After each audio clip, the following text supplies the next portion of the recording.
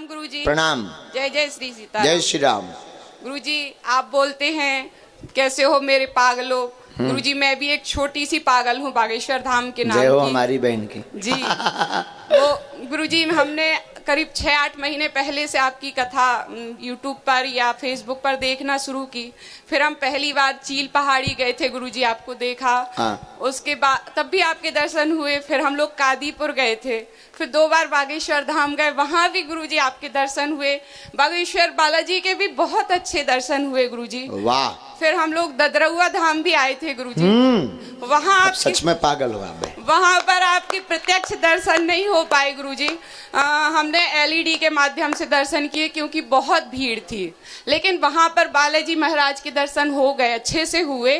फिर अभी जिस दिन से आप दमोह आए हैं तो हम आपकी झलक पाने को कहीं भी दौड़ जाते हैं। और गुरुजी जब हम आपके वीडियो देखते हैं, आप कभी किसी को प्रसन्न मुद्रा में कुछ बोलते हैं तो हम हंसने लगते हैं, आप भावुक वीडियो सुनाते हैं तो हम रोने लगते हैं। आप जब गुरुजी किसी बच्चे को गोद में लेके स्नेह करते हैं तो हम सोचते हैं हमारे बच्चे भी छोटे होते गुरुजी, आज उनको भी स्नेह करते। जब कोई आपको अपनी कविता सुनाता है या कोई स्केच लेके आता है, अभी जैसे एक बिटिया आपका स्केच आपकी माता जी का या बालाजी महाराज का स्केच लेके आई थी, हमें लगता था काश हमें ये गुण आता तो महाराज जी आज हमें भी बात करते। ये हमारी माताएं ड्यूटी करती हैं गुरुजी, हम इनको देखते हैं, हम सोचते हैं हम भी आज पुलिस में होते तो हम भी गुरुजी के दर्शन करते, उनका हर समय उनके पास रहते, कोई हमें हटाता नहीं यहाँ से। तो आप समझ सकते हैं गुरुजी कि हमारी भक्ति थोड़ी कम हो सकती है, लेकिन हम भी पागल हैं। अभी गुरुजी हम लोग 2 दिन आए वहाँ पर, जब दरबार लगा, दूसरे दिन थोड़ी उम्मीद थी आप बुलाएंगे, नहीं बुलाया, थोड़े से निराश हो गए। फिर हमारे पति देव ने बोला कि निराश मत हो, तुम्हारी आस्था इतनी कम थी क्या। हमने ही बोला बालाजी हम इतनी आसानी से पीछा नहीं छोड़ेंगे, फिर आएंगे, आपका पीछा छोड़ने वाले नहीं हैं। वाह।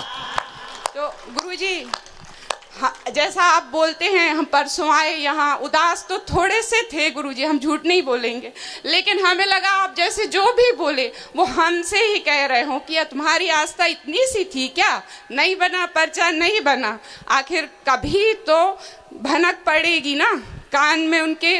आप तो राम राम रटते रहो, तो हमने भी सोच लिया हम रटते रहेंगे राम राम, कभी तो वो देखेंगे हमारी तरफ।